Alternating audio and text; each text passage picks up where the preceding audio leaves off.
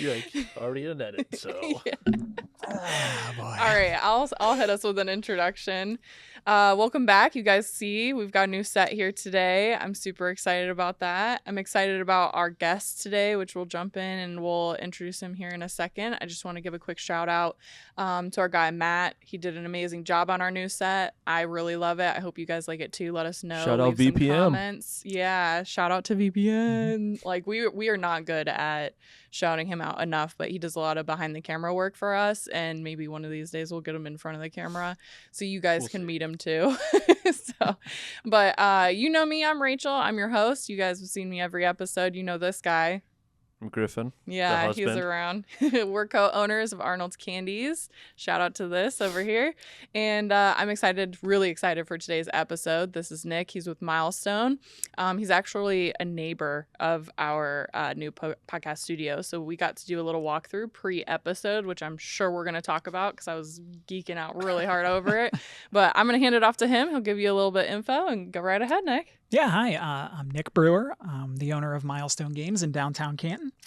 We have a very large collection of board games, and we serve gourmet hot dogs. We don't mess around. Our mantra is if you have a good bun and a good dog, you can put anything on top of it and it'll be delicious. We're really well known for our gourmet hot dogs and our toasted cheese. We do have draft beer, full bar.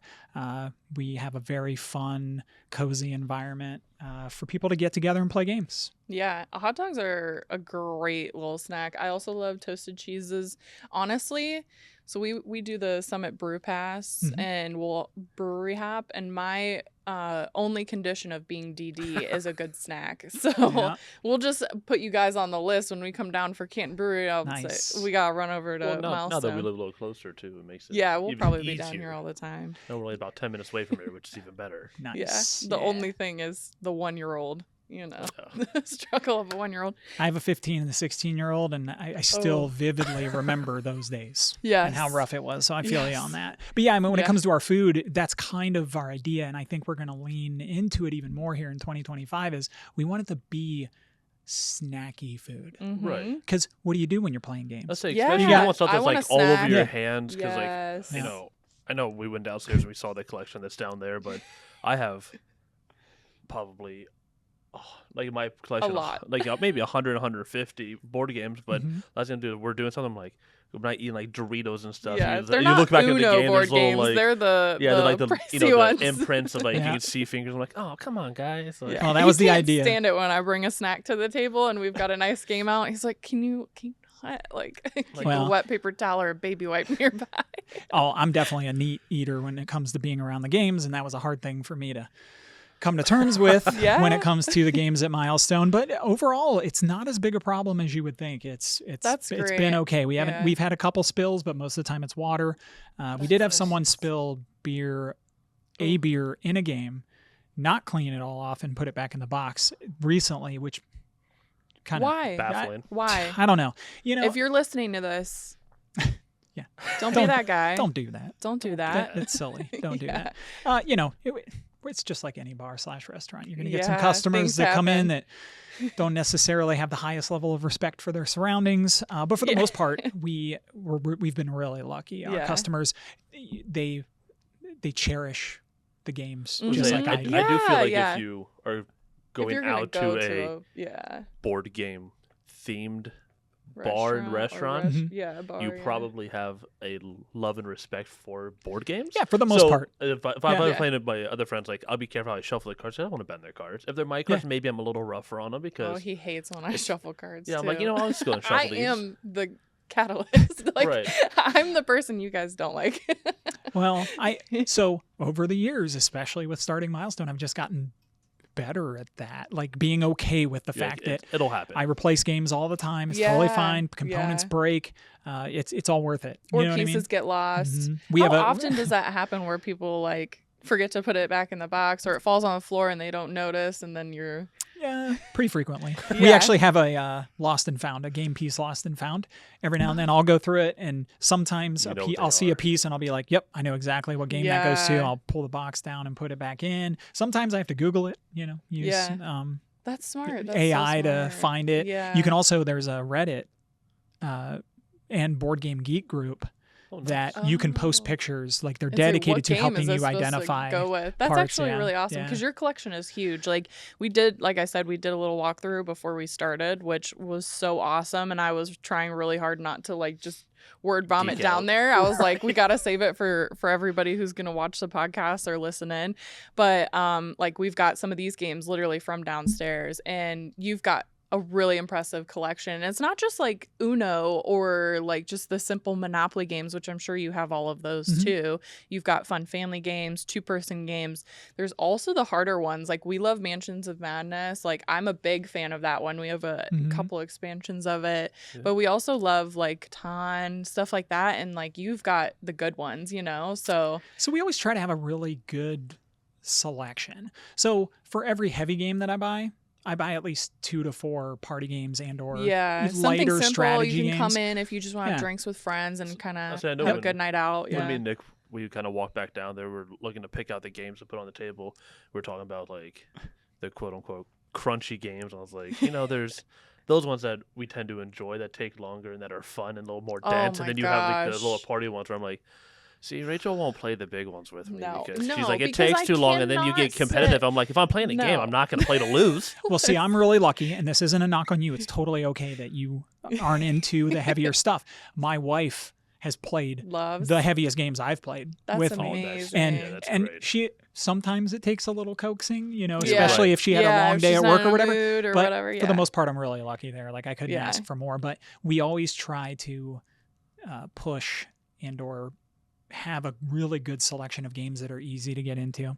And we also have that, I don't know if you saw the complexity key system down there, but on the wall, every game has a die on it, except for the family and classics. If it's a 1, it's super simple, super easy. If it looks cool, looks interesting, and it's got a 1 on it, go for it. If it's got a 6 on it, maybe talk to somebody. There's a chance it could take 4 to 10 hours to play that game, just depending on which one it is. But we've always tried to like make it easy to figure out what games are worth playing or what you can play based on the amount of time that you have, and people love that. We also have the game app where you scan a QR code and it's 100% accurate all the time. As soon as we get games, I put them in this app. That's amazing. But you can sort it by player count, difficulty, what kind of mechanisms it has, dice rolling, card drafting. That's great. Whatever you want. Time, you can even sort it by time. Engine building. Engine building's great. His favorite. He loves engine building. You and I would get along, and we should play a game together soon. We got to find a day to come down. Because hey, we're playing this game that I haven't played a lot of. You know, what you said? There's 1,600 games. Almost. A little bit under. Yeah, so we can definitely find one that we're both like, we're going to jump into this one today. Oh, yeah. And it's funny, I get asked all the time, have you played all these? I wish. I wish I had that kind of time.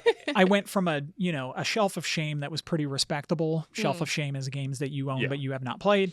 And I have grown into, as of right now, a shelf of shame that's massive and sad. At least you have the excuse that you're like, I get them for Milestone. Absolutely. So that's exactly what it's for. That's a huge benefit. And I will play the longer games, but the thing about Griff is he's got some friends, like he's got a couple friends from college. One lives in Michigan and one lives in Columbus area. And so when they all get together for games, it's time to throw down. It's a crunchy day. Descent or whatever. I'm telling you, there's been games where it takes them 2 days to play the board game.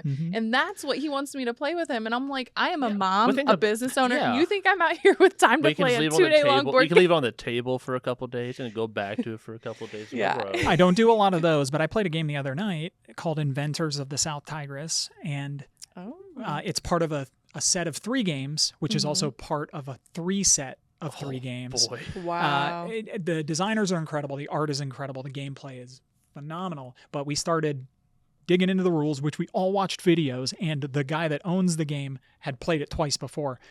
We dug into the rules just to review to make sure everybody was up to snuff after we all watched videos. Took us an hour to do that. Yeah, that always happens. Set up. Yeah. And then we started at about 6 p.m. and didn't end until 11:30 p.m. So I love games like that. But the best way to do it, and I would tell her, I'm like, it's simple. She's like, there's so many complexity. I'm like, just get on YouTube or watch a 20-minute video of like a playthrough, a walkthrough. The tutorials, and that's how I get all my rules. Yeah. I'm like, all right, so we have the basics, and then I go through, like, skim through it, and like small things I need to get the rule book. No, all right, we're gonna rock and roll. Let's just go at it, and if we come into something, I'm sure we can find it or look it up. Oh yeah, yeah. There's so many resources to get into a game, and I mean, you're gonna have a hard time not finding some sort of tutorial again on Yes. YouTube Or type somebody, thing. or somebody goes, hey, Especially I found on the this. I bigger couldn't find ones. the answer either. Here's our house rule. Cool, Right. I like that. I'm going to use that. 'Cause Yeah. there's been games where they don't like specify like things. this unique scenario comes up and we're interpreting it differently, especially like, you know, me and my buddy, we got into not an argument, but it was one of those things where like, we're They're both really competitive. We're playing a competitive. game, and it's tight. It comes down close to it, and you can activate in the Taverns and Dragons game I was showing. You can activate it before and after. Interesting. But the way he was going to do was activate 2 movements, like use it once and go to the next one, then activate that one. And I was like, but this is what Cersei says, like once per activation. He's like, no, that's for this one. I'm like, then we had to look it up, and It was a whole he was thing. like, okay, you're right. I'm like, see? I was like, all I'm I had saying to is like, mediate, I think, a this little would bit. be broken if we played it this way. There has to be sometimes you cut off like, no, this is going to be too broken. And that gets worse the more you play with people that have played a ton of games, Exactly. because Yes. they've seen so many mechanisms and so many different scenarios. They're Exactly. automatically interpreting a rule That may based not on apply, a previous to a thing, different game, but yeah. you're interpreting the rule based on a game that Yes. you played, and then you just got to And dig that's and the thing find is it. like he's even a bigger collector than I am. He's played he's played a ton of board games. I have I collect mine and I play ours, and we have like the same thing. It's like hit that one where like we're interpreting this one rule differently, and it has to be like, all right, we're just gonna go look this up, walk away to go look this up, come back and do like, okay, here's what we found. The best part is, so Milestone, our focus, one of my big focuses, at least marketing wise this year, is to show the world. So this is my mantra, and it has been from day one when it comes to Milestone.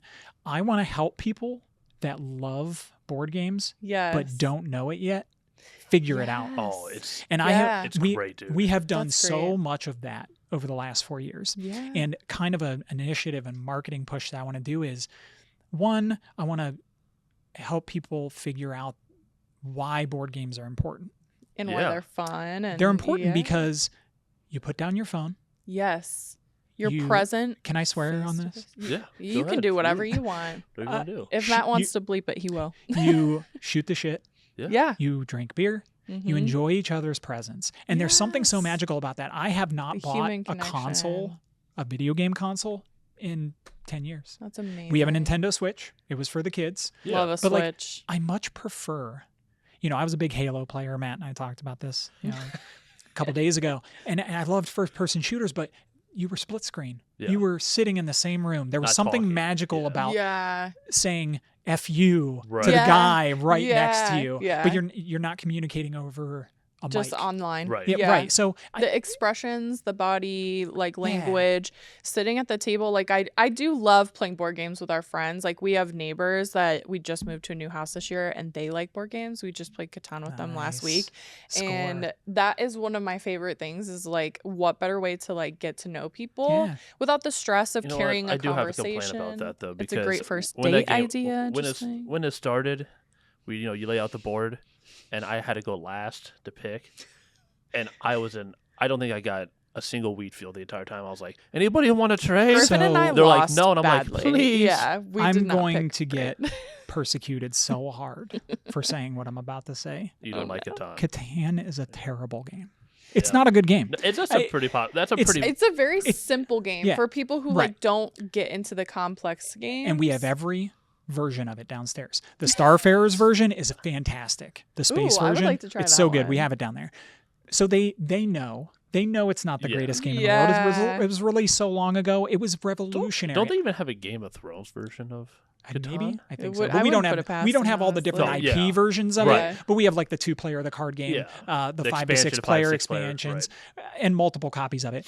And I highly encourage people, like, if that's the one you want to play first, go for it, because it's going to teach you some very fundamental things Dice about rolling, board yeah, games worker placement, and strategy and all that. strategy and how But to build it. it's all based on die. where you're putting your dice. Yeah, If you don't get the die roll that you need and no one trades with you, you're done. that's what happened to us. We basically you know were what just I did? so unlucky. I know you don't play Catan, but all I did was, you know what I'm going to do every single time is I'm going to buy one of the little the cards, and I think at one point I had development cards. The development card had all the knights. I'm just trying to build all that out because I'm like, if I can't build cities and roads, I'm just going to do development cards and try and get the victory points from that. And I was like one road away from being able to win that without getting any that entire game. I was like, I'm making this happen.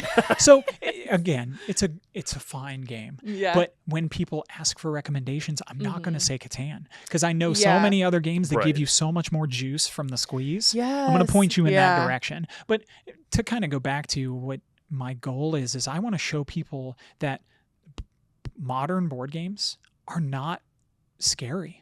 There's so many good, easy ones, and I'm the outlier. So I'm a heavy gamer. I've been playing the heaviest of the heavy for years. Right. But I love stupid, fun party games.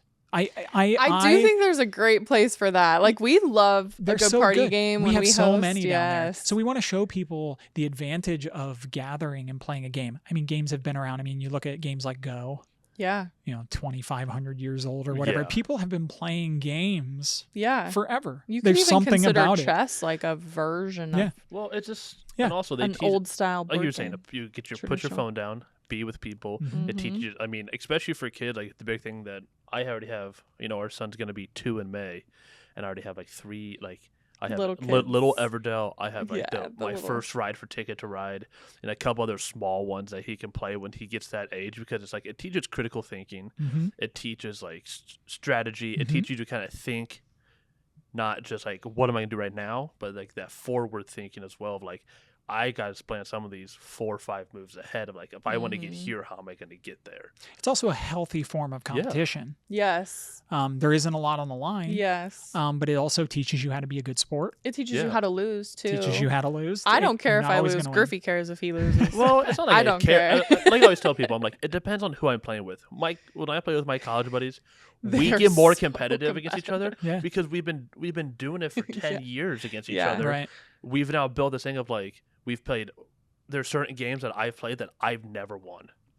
And now run of the joke is, I'm never going to win that, but we keep playing it. There's some of the games where, they've never won that you win every, like I win every, like Everdell, my one buddy James, like, I don't think I've ever won.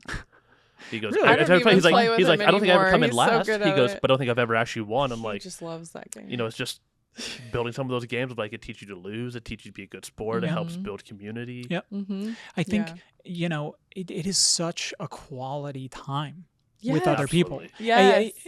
There's fun involved, there's competition, there's so many facets of the human. No, I did it, I'm sorry, that's my bad. that wasn't Matt a nervous heard tap. it immediately too. My bad. The healthy competition, there's so many like human emotions involved in it. It helps you regulate them. Yes. And it's healthy for kids to get into it. So I wanted to talk on that. One of my kiddos, Elliot, they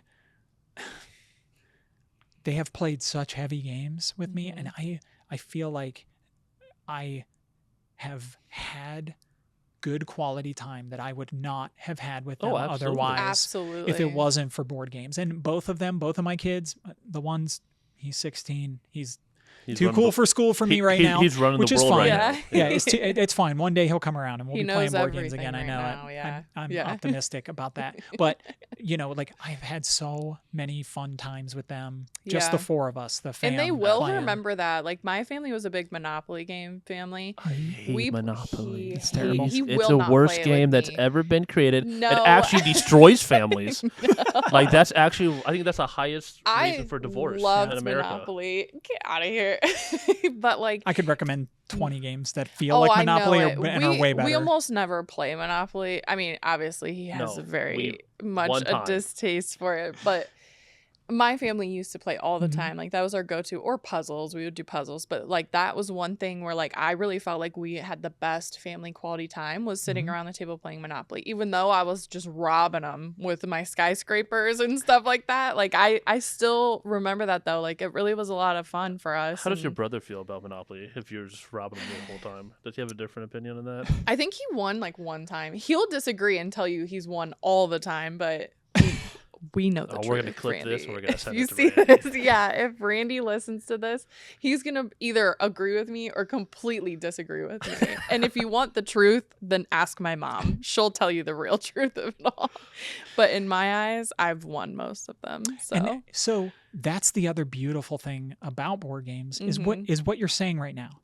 It creates these memories and this like that it's hard to get these days. Oh, absolutely. Yeah, social media. People live so else. virtually right now. It gets your mind off of the world. And it puts you in another world. Yeah. And I've always enjoyed that. And I'm not a big role-playing guy. I'm not a big high fantasy guy. This, new merch that we made for Milestone is the first high fantasy thing that we've ever done. I love it. Yeah, it turned out really good, and we've been selling a ton of them, and it's totally fine. And I'm trying to maybe lean into that storytelling. And I actually, it's funny because one of my big initiatives is I want to try and do a hopefully bi-weekly, not making any promises, big group game on Tuesday nights. And I just bought Blood on the Clock Tower, which is a social deduction game, but it's a super complex one, not for the players, for the storyteller. So have you guys played Werewolf? Yeah, Werewolf. Mafia, those style games. I've been playing Mafia since I was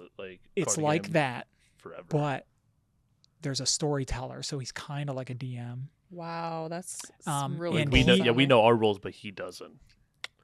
Well, That's no, awesome. He knows everything. He that's- knows everything, but he's guiding people. He's guiding to So he has to help you get there. He helps people determine who are the bad guys are, and I'm really excited to learn it and play it. And hopefully I'll find time here soon. But let me know. we're going to be I'll doing here. stuff like that. Yeah. So I need seriously, you call us up when you're ready to I need groups launch to test that. it on. So I will probably call us. I want to get good people. at the storytelling part, and then maybe eventually pass it on to other people, so that it's not always me. Yeah. But I'm really excited to try that. But back to the the reason I brought that up is it takes you away from for a couple hours. The real world. The problems, even the good stuff. Yes. The constant attention grabbing. Worrying about the groceries, there's something about it, all that stuff. Yeah. And we're really trying to in 2025 kind of push that narrative that like now more than ever, we need games. Yes. Yeah. I don't care where you're playing them. Yes. Play them at home. Play them at Milestone. Play them at Green Dragon Inn. Play them at Sapphire City. I don't care. But go somewhere. As long as you're trying at least something new and different and escaping, or play the same old goodies. It's fine. It's funny. The healthiest old bats that I've met are euchre players. I love euchre. My family. We could play euchre on my dad's side. I mean, this is absolutely not a lie. I remember I was like 9 years old. We were playing euchre, and I played a card. And he reamed me so hard because I didn't play that card earlier. Yep. And he was like, "Why would you not play that earlier?" I'm like, "I don't know." I was just playing it. He's like, why. "But you would play this earlier. We would have been able to do this, and that moment I knew that euchre was different for some families, and from that way, at this point, from the very first cards we play, I could pretty much pick up immediately who has what, and I can deduct. Yeah. Because I can tell Rachel I'll be on the opposite team for it. I'll be like, just going through. I'm like, so you have that left, you have that left. Okay, so this is gonna run, and just immediately throw the card out. I know it's running because I'm like, it could be like a queen of clubs, but knowing that the ace hasn't come out yet, and like another card hasn't come out yet. I'm like, okay, those two are buried, and they're like, how do you do that? I'm like, because at this point, based on this hand and this hand, you would have already played that card because you would have been able to take that trick. If you haven't played it yet, you're not holding on to that one. Yeah. There's a depth to that game that, in my opinion, makes it almost a perfect card game. It is. It's because so good, of the randomness of the hand that you get. Yes. I have won a hand Ace no face with 9s and 10s. Yeah. Yeah. Because my partner came through and led the right way. Yes. It's if so you play it right. Yes. It's such a beautiful game. It's really fun. But I realized I said healthiest old bats. By that I mean my wife's mom and grandma, French Canadians, were euchre lovers. Oh, yeah. And it was like a rite of passage Yes. to get into their family to learn euchre. And at this point, I'd been playing board games in my life, but I had never played euchre. And these older people that have a friend group that Drink engage with coffee, each other, play cards. games, that love doing that on a regular basis. There's something different about them. They're vibrant. They're you know what I mean? Because they have that interconnection. It's just keeping their obviously as we get older, they always say like, if you're not using it, you lose it. So it's like if you're not using your brain in those critical thinking or like that kind of strategy, at least like once, twice a week, eventually that's going to start to slip. And obviously with especially nowadays with social media and attention spans being shorter and shorter and shorter, start to forget more and more. So it's nice to be able to have that. I do think that the world, I think, is in this weird place where like our generation kind of grew up where it was like when I was in high school was just when Snapchat was getting released and used more. I mean, I'm Nicole, Griffin, Matt, anybody will tell you I'm like a little bit technology challenged. Like not a little bit, I'd say a lot more technology challenged than probably most people my age. So for me, like social media seems like a hassle and a chore.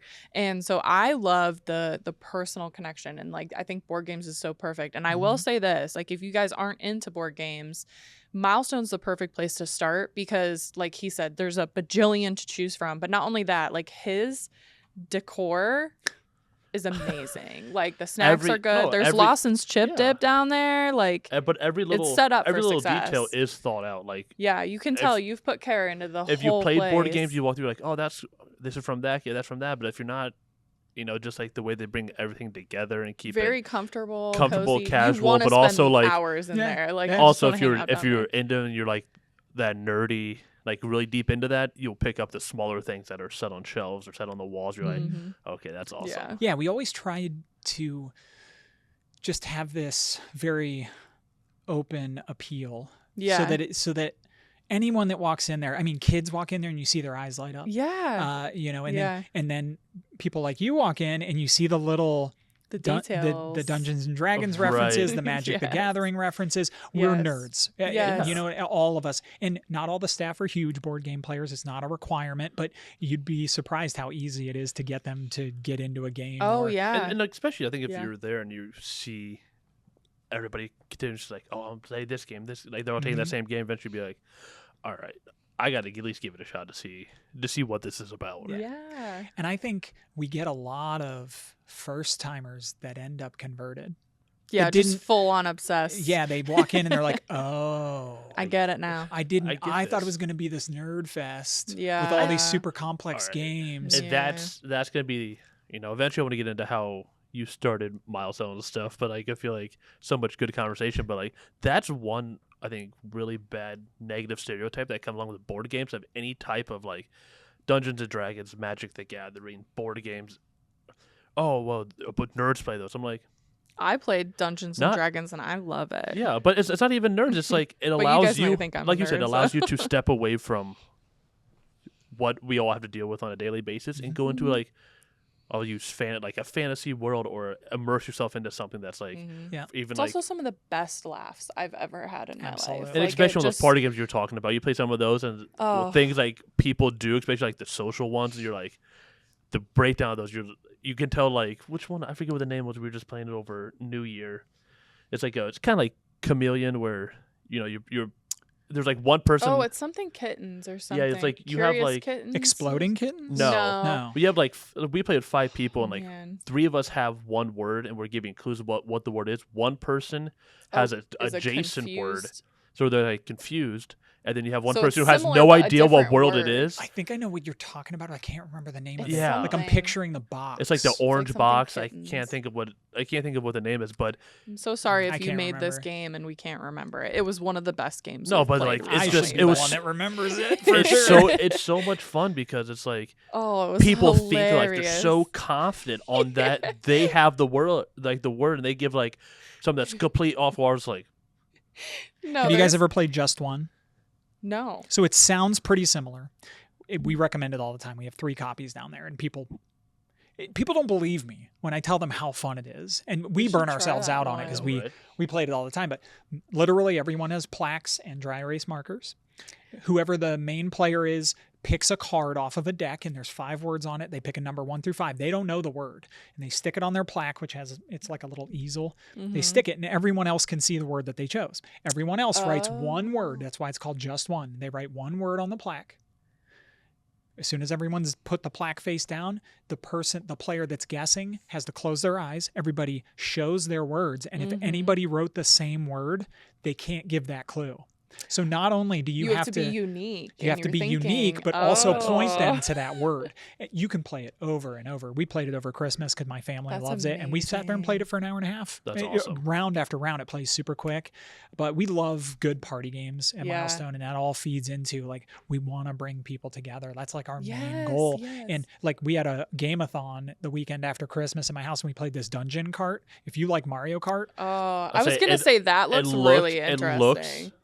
They say fantastic. You can do millions of combinations of the track. That's crazy. And everybody has like different powers. So you build a track? Yeah, you build a track. There's tons of tiles. It has a ton of expansions that you can add to it. But you're, bumping each other. You're throwing things at each other. You're dropping stuff behind you for people to hit. That's fantastic. We definitely need to try that one for sure. It's so good. And it plays up to 8, I believe. And we played a 7 or 8 player game on Christmas. It was super fun. But yeah, I mean, games are universally appealing. Yeah. And I think even those people that you have a hard time getting to commit to a game, once they do it, once they are done with that game, they're like, claws are in them. Yeah, they're like, oh my goodness, I had so much fun, and you kind of want to be like, see, I told you. I've been telling you for how long. This is great. But yeah, once you get over that hump, that barrier of entry, and the people that I really want to target are the people that are the ones that. Okay, so I have a friend named Josh.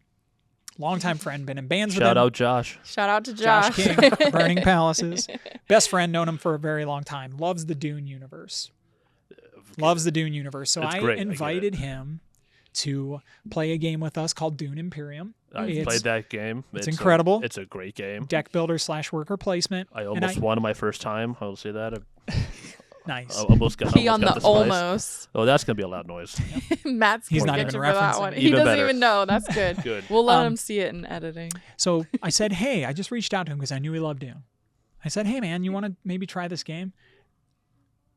That night was a catalyst for this guy becoming a psycho.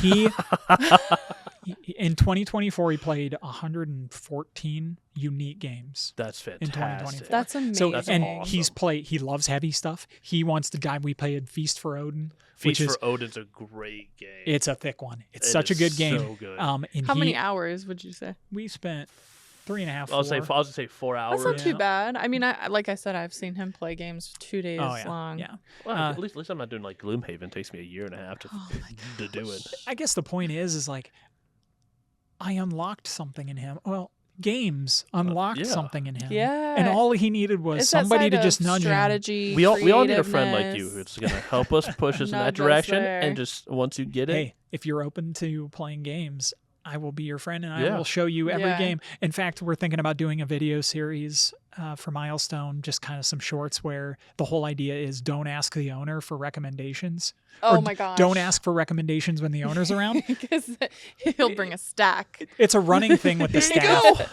Well, they'll see me recommending games to customers, and you can see like customers like glazing over sometimes because I'm so excited. You're passionate. And the staff will just be like, check it out. Nick's got another one hooked in his claws. They're in for a wild ride. But the idea behind this video series, just real quick, is the idea is we'll film various customers coming up and saying, hey, could you make a recommendation? And right off the rip, I just pop up from behind the bar and I'm like, and then hopefully we'll get staff reactions where they're like, oh no. Or you pull out like a list and you just unroll it. It's like a scroll and just keeps dropping. But we're gonna go bonkers with it, hopefully in my brain where somebody will ask for a recommendation, but I'll be on a toilet somewhere and it like cuts to me on a toilet, but I heard them say that from the toilet.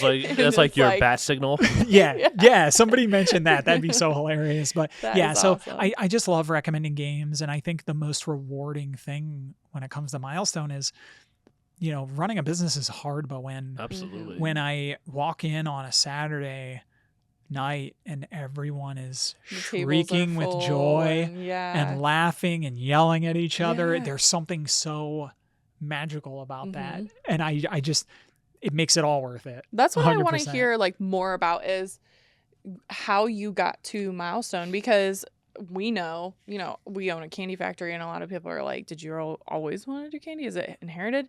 Where we kind of fell into it and I was addicted. I just couldn't not work there, and so it just made sense for us to buy it. But for you, you're passionate about games, but like, how was your introduction to the business ownership? Like, have you owned businesses before? What's your story there? So this is a funny story, and I tell it a lot because it's true. I used to own the Oracle, which is a concert venue. I'm a front of house audio engineer. Okay, yeah. So you did Oracle's right mention across that. the street here. I started that, brought my brother on as the bar manager. It ended up turning into not what I expected it to because of the market, et cetera, et cetera. So I ended up selling it to him, but I gained a lot of bar experience with that. And I had run an IT consulting company myself, ran that for a little while.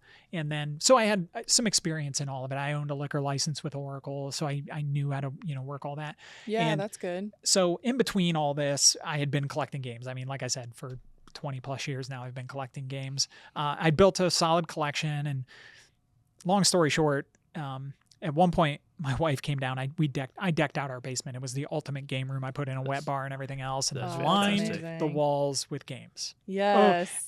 I had a Kickstarter addiction like you would not believe. Oh, I this guy all the time on Kickstarter, and I'm like, can I Kickstart this? She's like, no, and I'm like, there's a Kickstarter game he wanted, and how long did it take to come in? I think 2 years. That was Towers of the Dragon. It took 2 years for me finally, and I got it. And I was like, another year before I actually opened it up, of course. So, he took a while. At one point, my wife came down and she's like, I think you have a problem. Like half serious, half joking. Like these games are it kind of triggered in my mind. I'd been to many board game cafes. Tabletop in Cleveland is great. I'd been to so many of them, loved the idea, loved the feel, obviously loved the hobby. In my mind, I'm like, maybe I should take all these games and start a bar and see if we can make it work. Yeah. So I met up with 2 close friends and I said, would you guys want to partner on this? And they said, yeah, let's do it. And we just kicked it off. And the worst part is we signed a lease with the guy that owns this building, and we borrowed money, like literally clicked borrow. Yeah. A week and a half before the first case of COVID hit on the West Coast. Yes. So luckily, shout out to Jeff.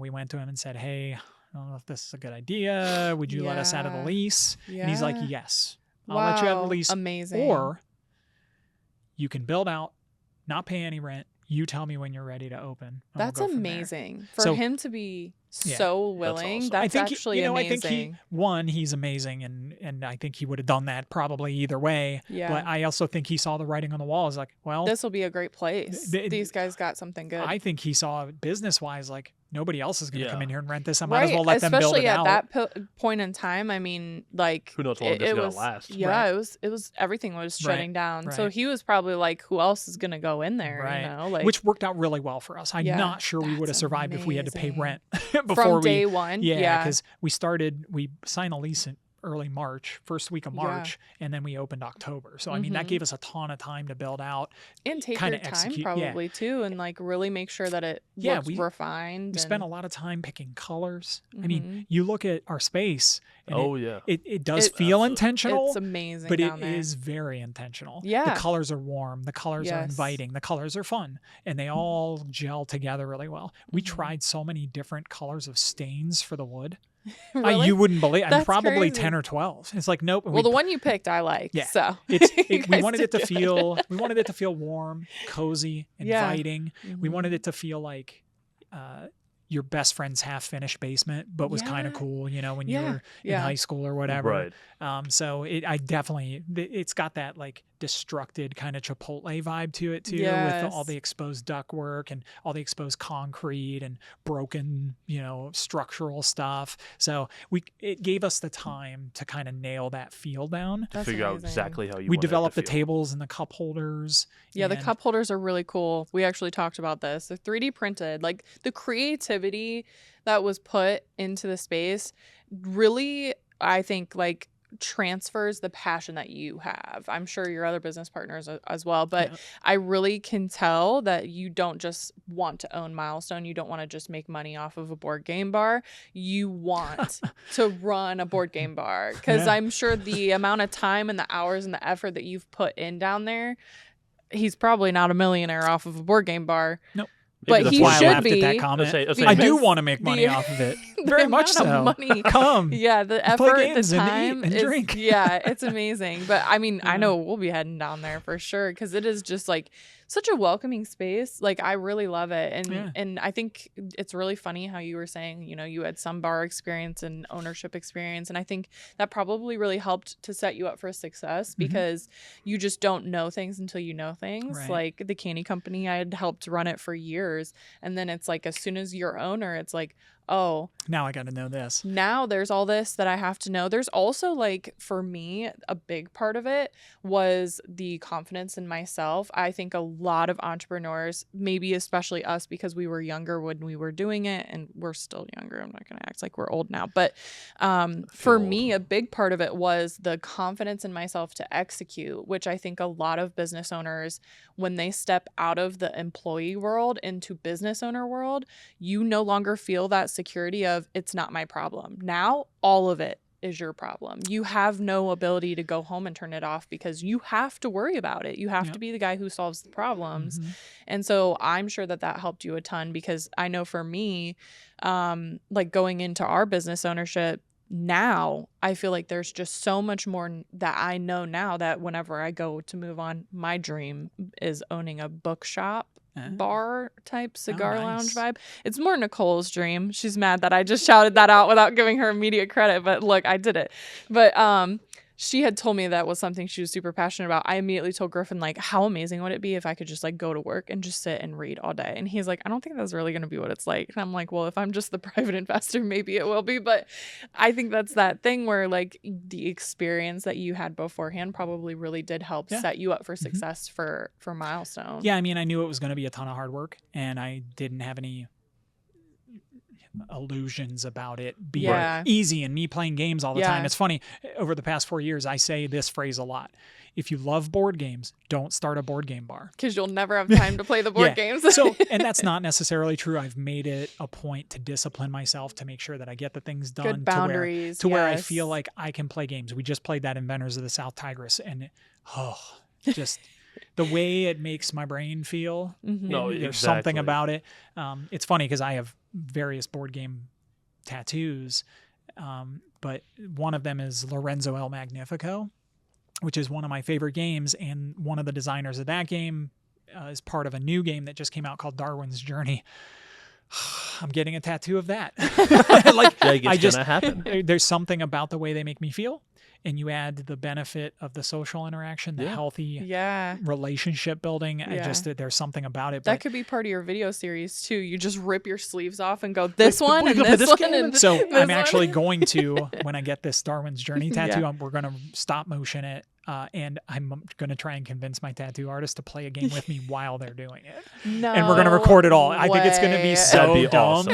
I think it's going to be so dumb. Awesome. And they're a little hesitant right now, but I think I'm going to make them feel better about it. That's so crazy. It's funny because the person that's going to do this tattoo used to be a bartender at Milestone. So that's awesome. Yeah, it's pretty fun. But I'm sorry to veer off there.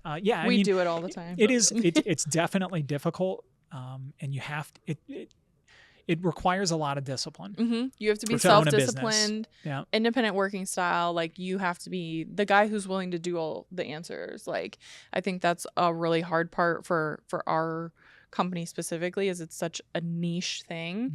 Even if you have somebody with experience and they're coming in with production experience, they don't have a clue how to make candy. Right. You don't see it anymore. You don't see candy manufacturers of candy that we make. I mean, like, for one of our products, we really are the last one in the US, if not one of the last couple. There might be a mom and pop shop somewhere who can do it, but it would shock me. Our competitors have moved out of the US and everything like that, or they've been sold off. And so for us, like, that's one of the hardest parts. Is the discipline for me was, I don't have to know everything. I have to have trust in my team and delegate on the things that I can, because there's a lot of things that I can't. And there's times where the candy's just not working how they want it to or something. Right. And we have to be the answer man for that. And so that's definitely a big part of it, is the discipline of boundaries. And sometimes it's trial and error too. Yeah. You're like, oh yeah. See if it works. Yeah, I mean, for this, if like it doesn't, this if you week, fail, for whatever reason, you have your answer. Could have been the extreme weather. Could have been the pallet of sugar we had. We just struggled for 2 days on so many lost batches on candy. on I'm just morning. like, I was like, I've tried everything that I know. I'm like, I don't know why. I'm like, you know what we're gonna do? We're gonna go the opposite way, because this way we should be going, but maybe we're going and for whatever reason that worked, and I was like, could not tell you why. I'm learning a lot of that lately. So one big thing is delegation. Mm-hmm. I have 2 people that we're lifting up that have been here for a while.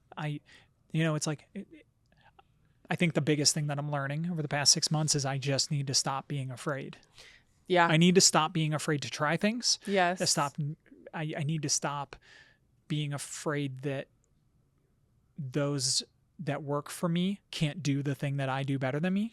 Yes. Because they totally can. Same. Yeah. I'm the same way. Nicole, Griff call me out on it all of the time, where I will do it. You even said this recently. I was literally on our production line, like packaging brittle one day. It's like one of my entry level jobs. And sometimes I like to do that stuff to remind me also, like, I've been there for so long. Stay in the shit. I want to remember what that feels like. So when I'm hiring people in, I'm paying them what I feel is worth what they're doing. But also, like sometimes there's lack of training, like things get lost. It's like the telephone rule, So for me, like I love to just dive in like that. And I think one of our employees was like, I can't help but feel like Rachel should not be on that line right now. Like, why is she doing this? And Griffin's like, sometimes when she wants something done right, she'd just rather do it herself. And I am so that way. And Nicole will look me in the eyes and say, why are you not letting me help you? Like, delegate to me, please. Last year, I think we went through 30 to 40 temps. The temps, like we could not last find year. people to fill positions that we needed. Yeah, and it was just one of those things where it was like, at some point, I was like, I'm just gonna do it because I know at least at this point it's gonna get done. I think you should have a healthy balance of that. Yeah. I need to come in and cook in the kitchen because I need to know. You have to remember what it feels like. Yeah, well, and I have to make sure that it's the standard that you want it to be. That it should be. See any staff struggles that maybe they're not telling me. Yes. See pain points that maybe the staff sees, but they're too scared to tell me that. Yes. Oh, we could fix this. So I think if you go into it with that mindset where I need to know what they're going through so that I can make sure that they're having the best experience. Increase that they can efficiency. have. I mean, that's so key. And like we love doing it because for me, I also feel like it shows the employees that like I'm not just gonna tell you what to do. I will show you I will do it. Right. And then it also comes around to when they're making excuses as to why something's not being done or handled or they're not showing up or something. And I'm like, listen, if I did it, you'll do it. Yeah, I just did this the other day. What are you talking about? Right. Yes. Yeah. Well, and so like no today, excuses here because I'll do your job and I'll do it. And it's easier for you to say that and not be perceived as a know-it-all. Oh, they don't know. Right. Yes. When Because you they've have seen that you do experience. it. Even like up in like to this day, I still at least 2 to 3 times a week I'm out on the production line cooking candy. Cooks with all our cooks. Day. It earns because it's respect like, from your employees. I'm there with them, and we're having bad days. I'm I'm there with you doing it, but the days when I'm not there, I've taught you, and I know you know how to get through that and how to do this. Builds the loyalty and trust. Like with they're your like, hey, employees, you know, I know you told me to do that. I tried that; it's not working. I've tried this, and this that we've done before. This isn't working. What should I do?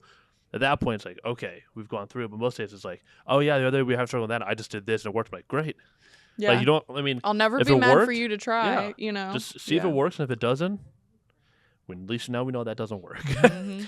Someone quoted something the other day: a plan that works is just as good as the best plan. Yeah. Yeah. Yeah. Like I'm very much, I'm sure, similar in the way of like, I feel like it's my way or the highway sometimes. I'm trying to get better at that. Like, I really am trying. I catch myself sometimes where I'm like, why am I irritated that Griffin is not putting this spoon in the right drawer? Like, it's all in the kitchen. He's putting the dishes away. Who cares that it's in a different drawer? Like, I catch myself we don't have spoons in one drawer. I promise you. I just put them in the drawer that go where spoons go. That reminds me of a Scrubs episode where... what a great show, by the way. I love that show. I just rewatched it because they're bringing out a new season. I literally just finished it on the drive down here. That's crazy. I had it going in the background so I could get through it. But did not know they're releasing another season. They are. He's about to make me rewatch Scrubs with him it's so now. Good. My goodness. So it's the episode where Carla goes, "Why is there a pancake in the silverware drawer?" And Turk goes, "You mean why is there silverware in the pancake drawer?" Oh my God, big Griffin energy right there. Let me tell you that. So funny. Yeah, I think when it comes to a business owner, that's the hardest lesson that I've had to learn is like, just because I think the way it doesn't mean it's right. It doesn't mean it's the best way. Yeah. Right. And being able to like separate myself from that and go, give me ideas. Trusting your guys. team. Yeah, like, and man, have we made strides since I've kind of made that click. And one of our biggest products that we sell today is because the way it started was our cooks said, we're doing this, we're just going to play around. We're going to play around. We're going to put this together. And it has taken off. It's been one of our biggest sellers. We're like, do you have that with you? I want to try it. No, I know, I wish. Leave to Rachel, leave everything at home. Yeah, I know. I'm sorry. I'm so sorry. Anybody who's been a past podcast guest, I got you. I will bring you candy. I will ship it to you. I will do something because I'm so bad at that. But next, I know we're be coming to a Milestone soon to like, play some games. Sure. Have some gourmet hot dogs. Candy will be in tow with us I'll for you. bring some bulk candy down. You can leave it in little dishes on the table if you want. However you absolutely. Want to do it. I told you guys I have a problem when it comes to candy and snacks. Ours is the perfect snacking candy because like some of them are like peppermints and buttermints, which are like the nostalgic ones. After a nice oniony hot dog, who doesn't want a peppermint? Yeah, a peppermint is so clutch. Like the one day I walked up to you and I was like, "Do you have any gum?" And he was like, "You own a peppermint." I'm like, factory. "We're literally Go inside of a factory that we make peppermints." You ask me for gum? I feel like there is a collab here. We could. I think there is. We could create something. We really, could come up really with a candy cool. flavor you guys want. You don't even have to do that. Flavor, no, any I'm saying color, like it's serious. not hard. I mean, you're just like, hey, we're looking at this flavor. Great, I can make that happen. What color do you want? Hot dog flavored one? The blue color. We could do that. We put hot dog water in it. If you really want it, we're not doing that. We do not do hot dog water. We might do hot dog. I think there's a market for anything. I think this is a perfect example of what we're talking about. It's not necessarily a bad idea. Yeah, I'm just saying, be open to it. Like you said, the hot dog water, the glizzy, candy. I think what you just said was sometimes the plan that works is not always the best one. If it works, it wasn't our best idea, but it did take off. So that's all that matters. You never know. But maybe it'll be a great seller because people will be like, "What's a hot dog puff like?" And then you eat it. It tastes exactly like a hot dog. Like, that's just saying, throwing it out there. Yeah, we've done some interesting stuff, but that's the kind of flavors that I do think we could play around with. Is like a pickle puff or something. Oh, yeah. Like I think there's so much fun in that, and I could literally make anything. I can see some cross promotion stuff just with having maybe your basic mint out there for after, you know what I mean? Yeah. Like peppermint. A little one with your logo on it in a bowl, and customers can just take it. The one I'll tell you about our cooks is it's our Cinnabutter. Oh. So it's our cinnamon puff mixed with our butter. Like it's a perfect balance of like buttery, not like cinnamon. None of our cinnamon's like the spicy cinnamon, but it's like a the red nice, hot type. Yeah, it's like the nice cinnamon flavor, and then our I buttermint. don't like the spicy. Yeah, say ours is a perfect blend of like. I love our cinnamon puffs, but I like cinnamon, but also I don't like the super spicy cinnamon. Me either. Yeah. But ours is like the perfect. I'm like, this is like my favorite. Her favorite's the cinnamon. I'm picturing like French toast with cinnamon on it. That's the kind of cinnamon that I like. I love our Cinnabutter. When I was pregnant, we went to a food show, Walnut Creek Food Show. Shout out, love that food show.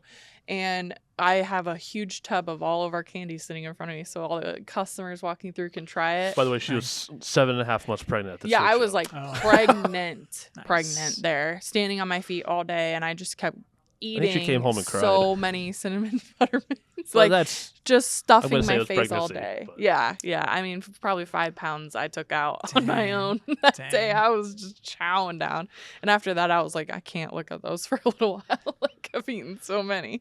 You could just keep eating them and eating them. Oh yeah. Yeah, we could come up with something really interesting for down there for sure. Love me some candy. Oh yeah. Well.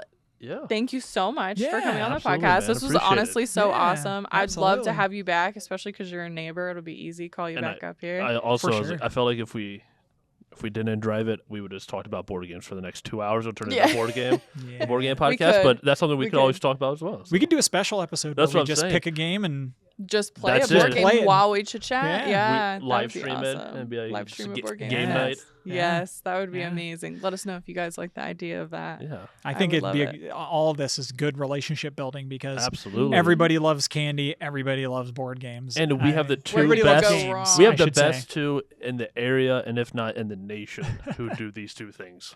Yep, for sure. Well, thank you guys so much for having me on. Yeah, absolutely. Yeah, if you want to plug anything, you go right ahead. Yeah. We're open Tuesday through Sunday. And we have service industry night on Tuesday. So if you work in the service industry, we work on the honor system. You just tell us where you work and you get to play games for free. That's amazing. We are going to start doing heavy games Wednesday.